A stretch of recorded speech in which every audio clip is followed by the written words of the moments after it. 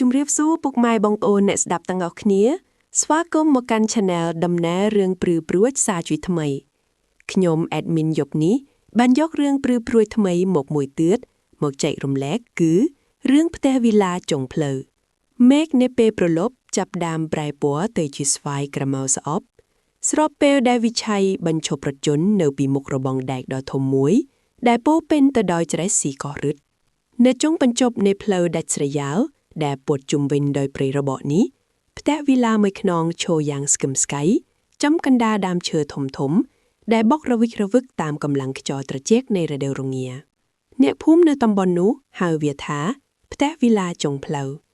ដែលជាកន្លែងដែលគ្មាននរណាម្នាក់ហ៊ានដើរកាត់ឡើយអស់រយៈពេលជាង2ទសវត្សរ៍មកហើយសម្រាប់វិឆ័យដែលជាអ្នកនិពន្ធប្រឡូមលោកអាថាកំបាំងម្នាក់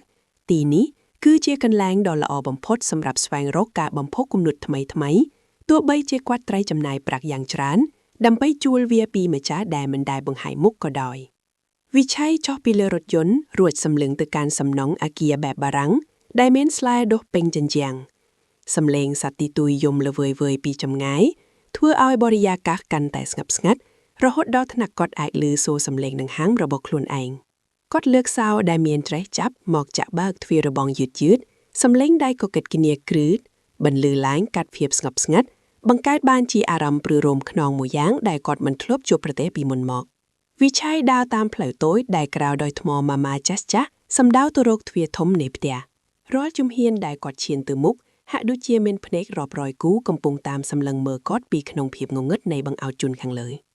នៅពេលដែលគាត់រុញទ្វារឈើដ៏ធ្ងន់បើកចូលទៅក្នុងធូលីដីបានហួយឡើងត្រឡប់ត្រលិនក្លិនផ្អួរនៃឈើចាស់និងភាពសាមផ្អាប់បានភាយមកប៉ះចំណងភ្លាមវិឆ័យចាត់កងតាក់ភ្លើងប៉ុន្តែគ្មានអ្វីកើតឡើងឡើយក្រៅតែពីសំឡេងទុកទឹកដែលភ្លាក់ពីដំបូងមកប៉ះនឹងកម្រាលអ៊ីដោះគាត់បានដកបៀចេញពីកបៅរួចបញ្ចេញពន្លឺទៅជុំវិញបន្ទប់ទទួលភ្ញៀវដ៏ធំទូលាយគ្រឿងសង្ហារៈទាំងអស់ត្រូវបានគ្របដណ្ដប់ដោយក្រណាត់ពណ៌សមើលទៅដូចជាខ្មៅឈរទម្រាបគ្នាជួរ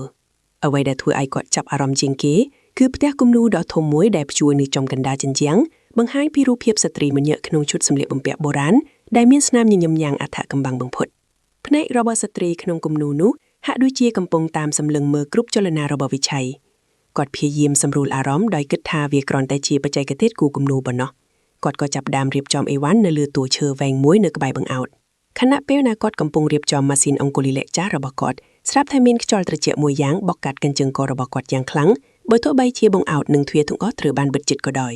វិឆ័យផ្អាកសកម្មភាពភ្លាមបេះដូងរបស់គាត់ចាប់ផ្ដើមលត់ញាប់ខុសធម្មតាគាត់មានអារម្មណ៍ថាមាននរណាម្នាក់កំពុងឈរនៅពីខ្នងរបស់គាត់យ៉ាងគៀកបំផុតមាននរណានៅទីនេះដែរឬវិឆ័យសួរដោយសំឡេងញញើប៉ុន្តែគ្មានកាយឆ្លើយតបឡើយគាត់ដកដង្ហើមធំរួចសម្រេចចិត្តដើរឡើងទៅជន់ខាងលើដើម្បីពិនិត្យបន្ទប់គេគុណកម្រៅឈើបន្លឺសំឡេងក្រៀតកែតរាល់ពេលដែលគាត់ឈានជើងឡើងតាមចន្ទៅវងនៅពេលដែលគាត់ទៅដល់ជាន់ទី2គាត់បានឃើញទ្វារបន្ទប់មួយដែលនៅចុងច្រកផ្លូវបិទមិនជិតពន្លឺព្រះច័ន្ទដែលចាំងចូលតាមបង្អោតដែលបែកបាក់បានធ្វើឲ្យគាត់ឃើញសម្រៅអ្វីមួយយ៉ាងដែលកំពុងយល់ទៅយល់មកនៅក្នុងបន្ទប់នោះវិឆ័យលេបទឹកមាត់ដោយការភ័យខ្លាចប៉ុន្តែសេចក្តីចង់ដឹងចង់ខ្នាបានរុញច្រានឲ្យគាត់ដើរទៅរកទ្វារនោះយឺតនៅពេលដែលដៃរបស់គាត់ប៉ះនឹងចន្ទប់ទ្វារដ៏ត្រជាក់ស្រេបសំឡេងភីយ៉ាណូដ៏ស្អិតខ្វិននិងសោកសៅបំផុតក៏ចាប់ផ្ដើមបន្លឺឡើងចេញពីក្នុងបន្ទប់ដែលងងឹតស្លុបនោះភ្លាមដែលធ្វើឲ្យឈាមក្នុងខ្លួនរបស់គាត់ហាក់ដូចជាកក់ឈាមភ្លាមមួយរំពេចគាត់ដឹងច្បាស់ថានៅក្នុងផ្ទះនេះមិនមែនមានតែគាត់ម្នាក់ឯងឡើយវិឆ័យឈរស្ងៀមធ្មឹងនៅពីមុខទ្វារដែលបិទមិនជិតនោះខណៈដែលសំឡេងភីយ៉ាណូដ៏សោកសៅបំផុតនោះនៅតែបន្តលាន់ឮរងឹមចេញពីក្នុងបន្ទប់ដែលងងឹតស្លុបបេះដូងរបស់គាត់លត់ញាប់ញញែដូចជាចង់ផ្ទុះចេញមកក្រៅទ្រូងប៉ុន្តែភាពចង់ដឹងចង់ខ្នាដ៏ខ្លាំងក្លាបានយកឈ្នះលើសភាវកិច្ចការពារខ្លួនរបស់គាត់ទាំងស្រុងគាត់បានសម្រេចចិត្តរុញទ្វារឈើដ៏ធ្ងន់ដែលពោពេញដោយធូលីដីនិងស្ពៃផតនោះយឺតដែលបង្កជាសំឡេងក្រឹកគួរឲ្យខ្លាចក៏គិតនឹងកម្រាលអ៊ីដកដែលពុះពុយនៅពេលដែលទ្វាររបើកចុះហោចឹងស្រុងបន្ទប់ដ៏ធំល្វឹងល្វើយមើលបានភៀងចូលចំពោះមុខភ្នែករបស់គាត់ពន្លឺព្រះច័ន្ទពណ៌ប្រាក់ដែលចាំងចូលតាមបង្អោតដែលបែកបាក់ខ្ទេចខ្ទីបានបំភ្លៀឲ្យឃើញសម្រៅស្រីម្នាក់កំពុងអង្គុយបែរខ្នងនៅលើកៅអីភីយ៉ាណូដ៏ចាស់បុរាណមួយដែលស្ថិតនៅកណ្ដាលបន្ទប់សំឡេងតន្ត្រីនោះកាន់តែខ្លាំងឡើងហើយវាហាក់ដូចជាកំពុងអស់ទាញវិញ្ញាណរបស់គាត់ឲ្យធ្លាក់ចូលទៅក្នុងពិភពនៃការឈឺចាប់ដ៏ជ្រៅថ្លាមួយដែលគ្មានកោះត្រូវសម្រាប់វាត្រឡប់ឡើយ ស្លេម្នាក់នោះស្លៀករ៉ូពណ៌សវែងអន្លាយដែលរហែករយៈរយៈហើយមានប្រឡាក់ដោយស្នាមពណ៌ខ្មៅក្រមៅដូចជាឈាមដែលបានក្រៀមក្រអូសរយៈពេលជាងច្រើនទសវត្សរ៍សក់ខ្មៅរលុងវែងរបស់នាងធ្លាក់គ្របដល់ស្មាដែលញើរត្រឹកខ្លាំងៗប៉ុន្តែអ្វីដែលធ្វើឲ្យវិឆ័យញើរន្ធត់បំផុតនោះគឺម្រាមដៃដ៏វែងអន្លាយខុបពីមនុស្សធម្មតារបស់នាងដែលកំពុងរេរ៉ាំលើក្របភៀណូពណ៌លឿងស្រអាប់នោះហាក់ដូចជាគ្មានសាច់ឈាមសទាំងអស់វាមានតែស្បែកដណ្ដប់លើឆ្កាងដ៏ស្គមស្កៃដែលមើលទៅគួរឲ្យខ្លាចក្រៃលែងរួមពេកនោះសំឡេងភៀណូដ៏ស្វិតដែលកំពុងបន្លឺឡើងក៏បានជប់ងាប់ភ្លាមៗយ៉ាងអថាកំបាំងបំផុត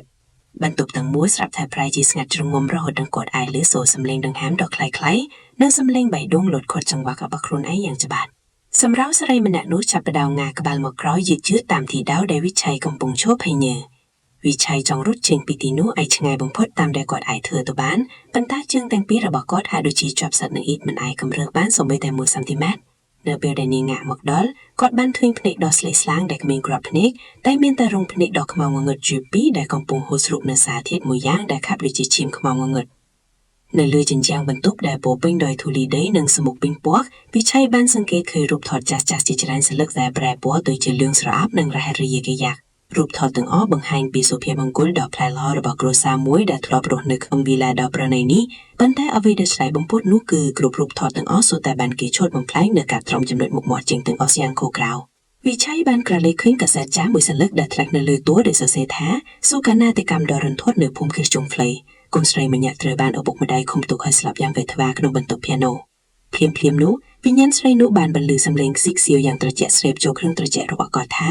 តើឯងមកទីនេះដើម្បីនៅក្បែរខ្ញុំមែនឬកុំទុកខ្ញុំចោលឲ្យនៅម្នាក់ឯងនៅក្នុងគៀបងឹតដ៏ត្រជាក់នេះឯងខ្ញុំរងចាំណាស់មកជួយដល់លេងខ្ញុំយូរណាស់មកហើយសំឡេងនោះមិនមែនជាសំឡេងដែលចេញពីមាត់មនុស្សធម្មតាឡើយប៉ុន្តែវាជាសំឡេងដែលលាន់ឮចេញពីក្នុងខួរក្បាលនិងជម្រាវនៃវិញ្ញាណដែលជឿចាប់របស់នាងផ្ទាល់តែម្ដងខ្យល់ត្រជាក់ស្រេបនិងខ្លាំងមួបានបក់មកតាមបង្អត់ដែលបែកបាក់ធ្វើឲ្យទ្វារបន្ទប់ដែលនៅពីក្រោយខ្នងវិឆ័យបិទក្រាំងយ៉ាងខ្លាំងរហូតដល់រញ្ជួយជញ្ជាំងវិឆ័យស្ទុះទៅទាំងចំណាប់ទ្វារដោយភាពស្លន់ស្លោដល់កម្រិតចុងពងប៉ុន្តែវាមិនព្រមរបឺតឡើយហាក់ដូចជាមានកម្លាំងមហិមាមួយយ៉ាងដែលមើលមិនឃើញកំពុងទាញទុកពីខាងក្រោយយ៉ាងណែនងាប់មកវាឃើញសម្រាប់ស្រីមនុស្សឈរនៅគៀកនៅមុខរបស់គាត់បំផុតរហូតដល់គាត់អាចធុំក្លិនផ្លាំលាតដែលរយក្រៀមស្អុយរលួយនិងក្លិនឆាបនៃសាកសពដែលកាប់ទុកយូរឆ្នាំដៃដ៏ត្រជាក់ដ៏ទឹកគួររបស់វាបានលួសមកបាត់នឹងករបស់គាត់យឺតខណៈដែលក្រជើកដ៏វែងមុតរបស់នាងចាប់ផ្ដើមចាក់ចូលក្នុងស្បែករបស់គាត់ពន្លឺព្រះច័ន្ទស្រាប់តែរលត់បាត់ទៅវាមានពពួកខ្មៅងងឹតបាំងជិតឈឹងចំនួនមកវិញដោយភាពងងឹតស៊ុនដែលមើលអ្វីមិនឃើញសូម្បីតែបាត់ដែលខ្លួនឯងឡើយវិឆ័យព្យាយាមស្រែកអស់ពីកម្លាំងកាយដើម្បីសូមជំនួយពីក្រៅឡើយប៉ុន្តែគ្មានសំឡេងអ្វីចេញមកក្រៅឡើយក្រៅតែពីសំឡេងសោយទីទួយបែបជាមួយលីឡាគួរឲ្យព្រួយរំបង្ហ្វុតបន្លឺឡើងក្នុងភាពងងឹតនោះ